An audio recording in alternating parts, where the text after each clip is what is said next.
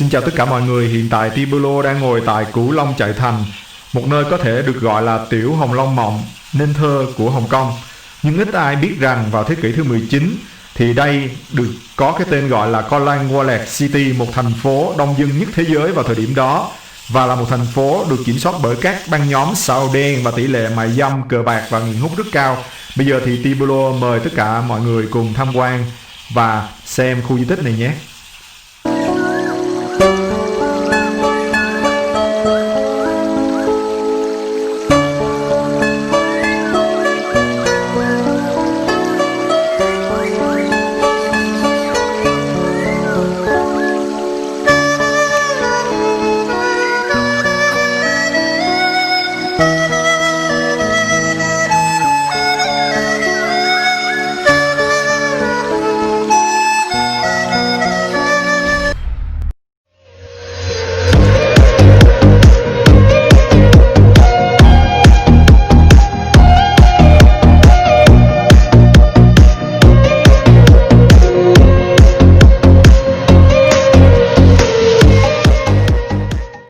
Ngay bây giờ thì Tibulo đang ở trong ga tàu điện ngầm và chúng ta sẽ đi đến tuyến Kowloon Wallet City Park.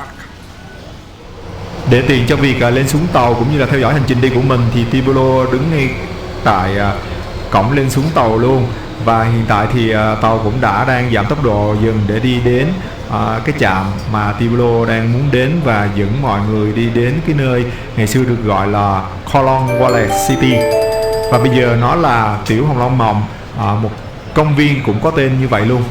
Và bây giờ chúng ta cùng đi nào. Ai chà, ga tàu ở đây thì có lẽ là vắng vẻ hơn, thoải mái hơn, bởi vì Tibulo đã chọn một cái cách là dừng sớm hơn một ga. Đây là ga Long Phu, bởi vì nếu mà chúng ta đi đến ngay ga Kowloon thì nó sẽ đông đúc hơn, bởi vì mọi người cũng sẽ đi đến cái điểm tham quan như chúng ta rất là nhiều. Bù lại là Tibulo muốn đi sớm hơn một ga để mà có thể giới thiệu đến mọi người ga tàu điện, cũng như là đi thêm một đoạn đi bộ trên đường phố của Hồng Kông. Thứ nhất là mình ngắm cảnh, thứ hai nữa là mình có thể quan sát mọi cảnh vật xung quanh. Và như mọi người đã thấy đó, cái phía bên tay trái của Tibulo đang đi đây, người ta ghi là ga Long Phu ha. Nói chung là Tibulo đọc sẽ không có được chuẩn cho lắm, bởi vì đây là tiếng Hoa, tiếng Quảng Đông mà.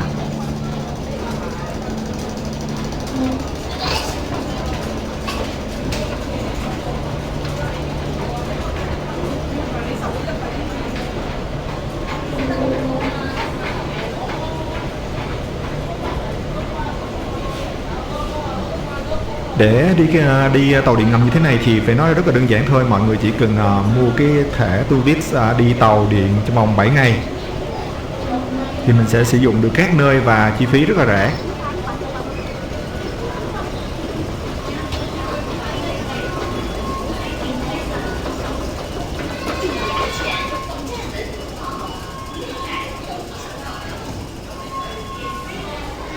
Đến cổng ra vào của tàu điện thì chúng ta chỉ cần chạc thẻ lên đây thôi. Thậm chí là chúng ta để thẻ ngay trong box luôn, nó vẫn hiểu và cảm ứng từ được.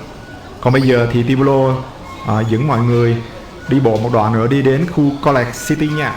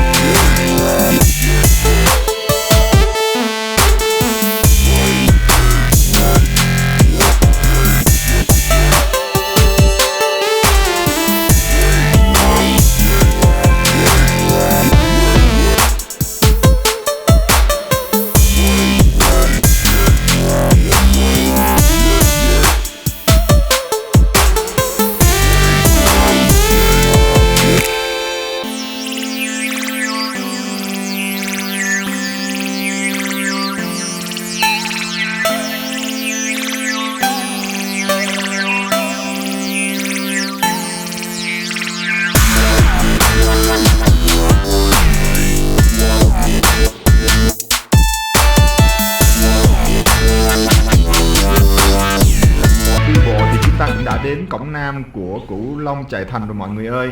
Và đây là bản đồ của khu di tích này. Mọi người cũng nên xem một chút qua trước khi đi vào nha, bởi vì diện tích ở đây nó khoảng tầm 2,6 hecta. Thì Cửu Long Trại Thành này là một cái khu cư dân đông đúc tồn tại ở Tân, thành phố Cửu Long, Hồng Kông từ cuối thế kỷ thứ 19 cho tới đầu thập niên năm 1990, trước khi bị chính quyền Hồng Kông cho di dời và phá bỏ để thay thế bằng công viên Cửu Long Trại Thành ngày nay. Vào thời ấy thì vốn ở đây là một cái pháo đài của nhà Thanh, và Cửu Long Trại Thành đã bị chia cắt về mặt địa lý với lục địa và rơi vào tình trạng gần như là không có sự quản lý chính thức của chính quyền sau khi mà Tân Giới bị nhà Thanh nhượng lại cho đế quốc Anh vào năm 1898. Trong chiến tranh thế giới thứ hai, dưới sự đóng chiếm của chính quyền đế quốc Nhật thì khu vực này đã dần phát triển thành một khu dân cư đông đúc. Như mọi người đang thấy cái mô hình mô tả ở đây là những cái tòa nhà chung cư vào thời điểm ấy sống san sát với nhau, và phải nói là nó không có một cái gì gọi là có quy hoạch tổng thể, và nó là một cái sự kiểm soát của băng nhóm xã hội đen, tỷ lệ mại dâm, cờ bạc và nghiện hút. Và bây giờ thì chúng ta sẽ đi vào bên trong, ở cái nhà ở phía trước mặt của mọi người đây, nó có tên là Yamen. Chúng ta cùng vào tham quan để xem ở trong đây có những gì nhé.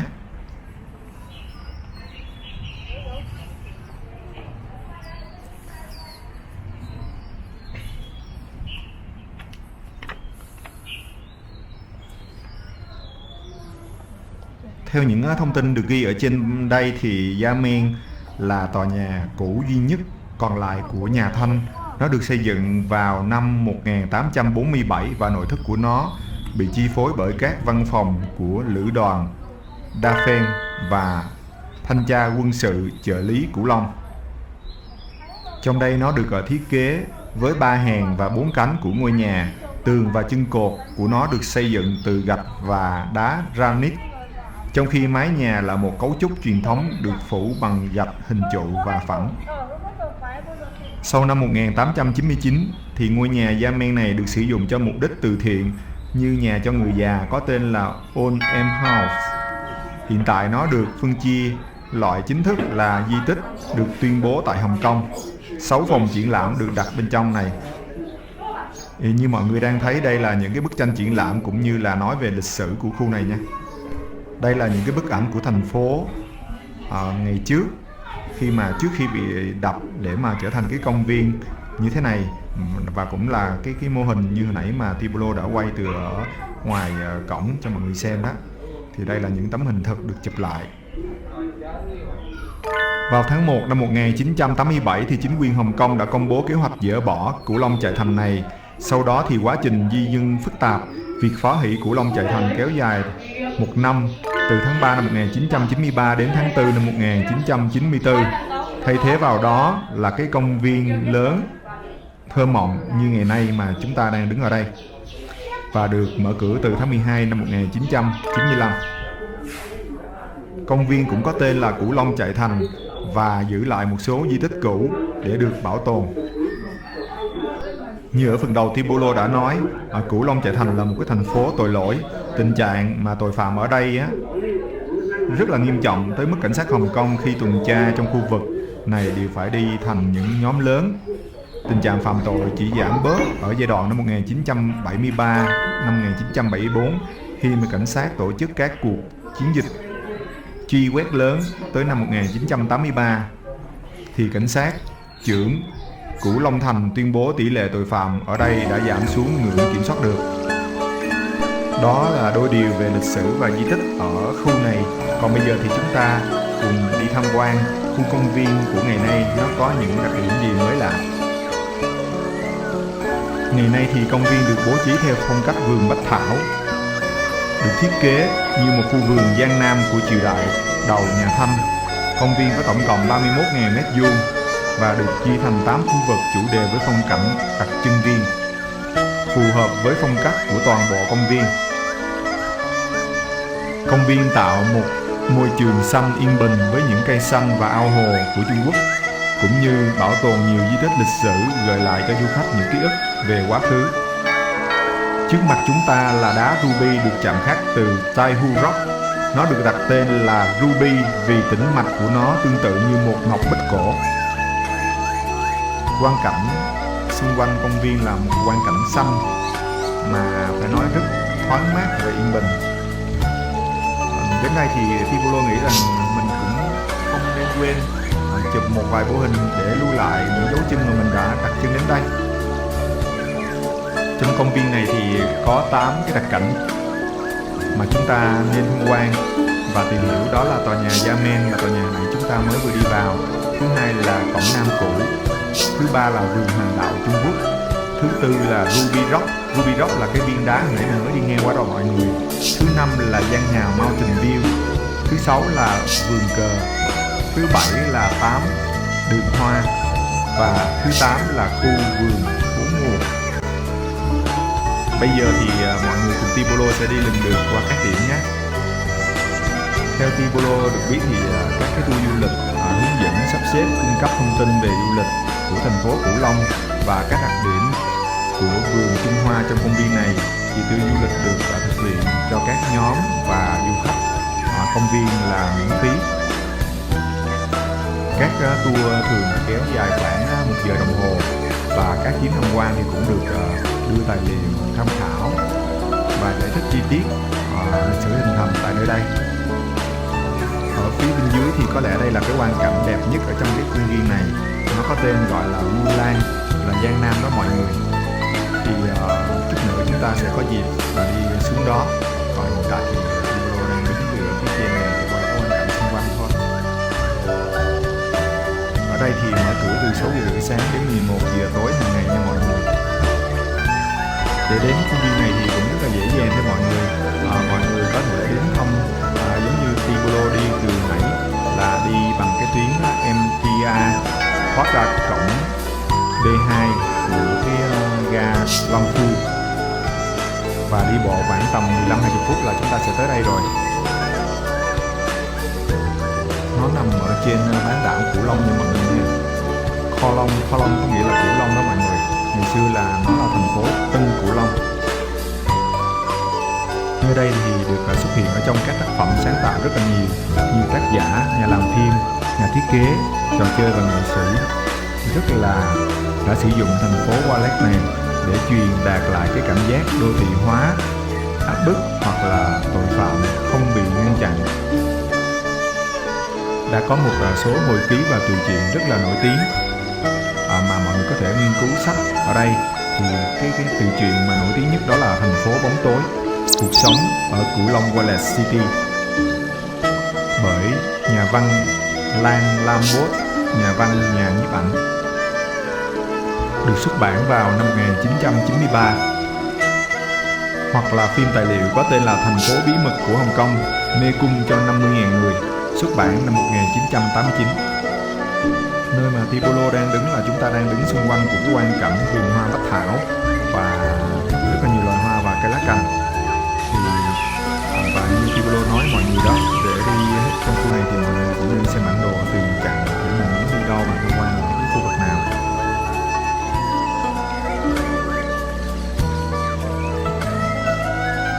Như Tibolo đã nói với mọi người khi nãy thì Tibolo sẽ xuống ngay cái quang cảnh gọi là Lulan đó, là cái quang cảnh mà Tibolo thấy đẹp nhất ở trong cái công viên này. Thì bây giờ mọi người cùng Tibolo đi đến để xem quang cảnh xung quanh như thế nào nha.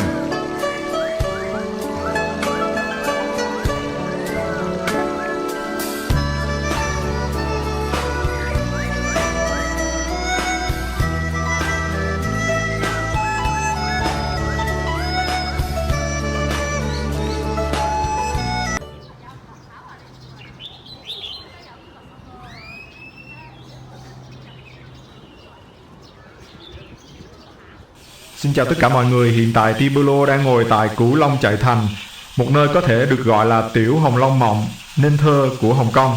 Nhưng ít ai biết rằng vào thế kỷ thứ 19 thì đây được có cái tên gọi là Klang Wallace City, một thành phố đông dân nhất thế giới vào thời điểm đó, và là một thành phố được kiểm soát bởi các băng nhóm sao đen và tỷ lệ mại dâm, cờ bạc và nghiện hút rất cao. Bây giờ thì Tibolo mời tất cả mọi người cùng tham quan và xem khu di tích này nhé. Mọi người xem nha, khung cảnh đẹp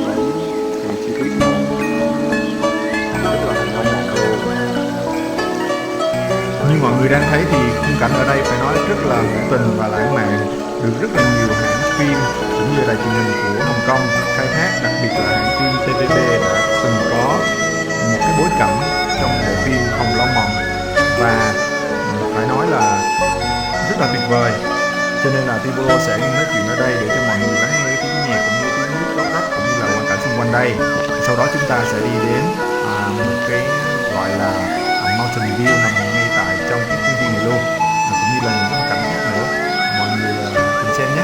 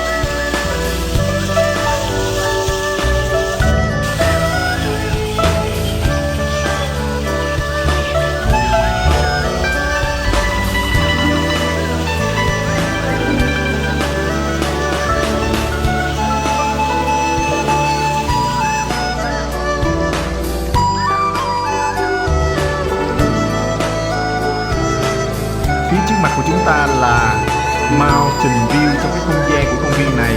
Ở đây cũng là một cái điểm mà khi khách du lịch đến thì rất là thích check-in. Ngoài cái khu Lũng Nam khi nãy mới vừa quay những thước phim đẹp cho mọi người xem, thì đây cũng là điểm check-in không thể bỏ qua. Video cũng không quên check-in một vài tấm ảnh ở đây nhé.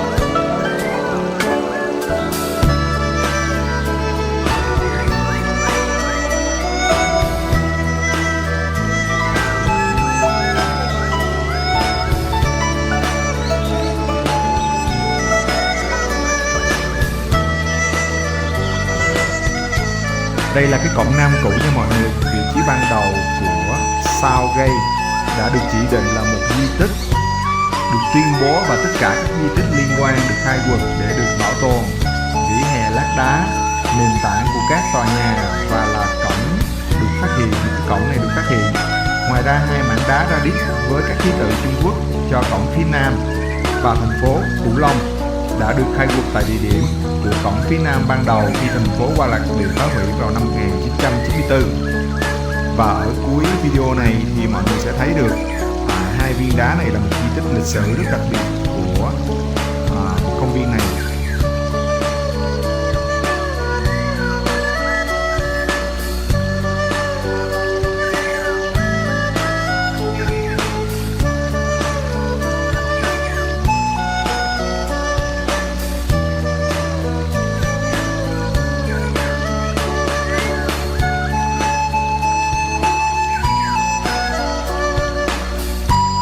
Nếu thấy có yêu thích những cái clip mà Tibolo đã làm thì nhớ nhấn like, subscribe và nhấn chuông theo dõi để tạo động lực cho Tibolo ra thêm nhiều clip ở nhiều quốc gia cũng như là nhiều cái thông tin bổ ích hơn. Rất cảm ơn mọi người đã xem và nhớ một lần nữa like và subscribe cho Tibolo nhé.